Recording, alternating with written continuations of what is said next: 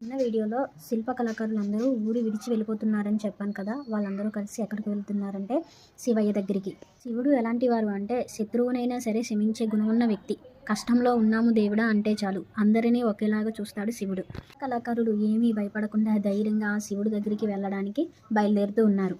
ఈ కూడా కమల పువ్వులను సేకరించడానికని బయలుదేరుతుంది. ఇదేలోపు అమ్మగారు వచ్చి ఇద్దరు సేవకులను సఖితో పాటు వెళ్ళమని చెప్తుంది. ఈ బయటికి వెళ్ళగా తమ అక్క చెల్లెళ్ళు ఇద్దరు చుట్టుపక్కల ఉన్న కమల పువ్వులను సేకరించి తీసుకొచ్చి పెడతారు. ఈ అక్కలిద్దరూ కూడా సఖి నువ్వు ఎక్కడికి వెళ్ళాల్సిన పని లేదు, చుట్టుపక్కల ఉన్న కమల పువ్వులను అన్నీ సేకరించి తీసుకొచ్చేసాము అని చెప్తారు.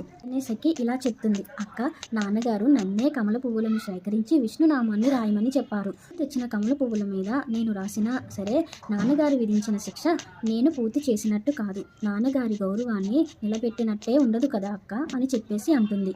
వాళ్ళ పెద్ద అక్కకు కొంచెం కోపం ఎక్కువ. తనకి వెంటనే కోపం వచ్చేసింది. నువ్వు ఇప్పుడు మేము చెప్పిన మాట వినవు, మొండిగా ప్రవర్తిస్తావు, అందుకే నీకు నాన్నగారు ఇంత పెద్ద శిక్ష వేయాల్సి వచ్చింది. సరే మేము చెప్పినట్టు విను అని చెప్పేసి అంటుంది సఖి వాళ్ళ అక్క. కానీ అయినా సఖి వినదు. ఇలా అంటుంది, అక్క మీరు నా గురించే ఆలోచించారు, నా ఆరోగ్యం ఏమైపోతుందనే ఆలోచించారు, కానీ నాన్నగారి గౌరవాన్ని నేనే నిలబెట్టాలి కదా, నేనేంటో నిరూపించుకోవాలి నాన్నగారికి అనేసి అంటుంది సఖి.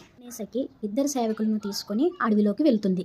సఖి వాళ్ళ అమ్మ అక్క చెల్లెల దగ్గరికి వస్తుంది. ఏమైంది మీరు ఇలా ఉన్నారు అంటే, అలా కాదమ్మా చెల్లికి ఇంకా మేము కష్టం తెప్పించాము అనేసి అంటారు. ఎందుకు అంటే చుట్టుపక్కల ఉన్న కమల పువ్వులు అన్నీ మేమే సేకరించి తీసుకొచ్చేసాము, ఇంకా చెల్లికి ఎక్కడ దొరుకుతాయి అనేసి బాధపడుతూ ఉంటారు అక్కలు అమ్మ. ఈ సేవకులు చుట్టుపక్కల ఎక్కడ కాలువల్లోని నదుల్లో చూసినా ఒక్క కమల పువ్వు కూడా కనిపించదు.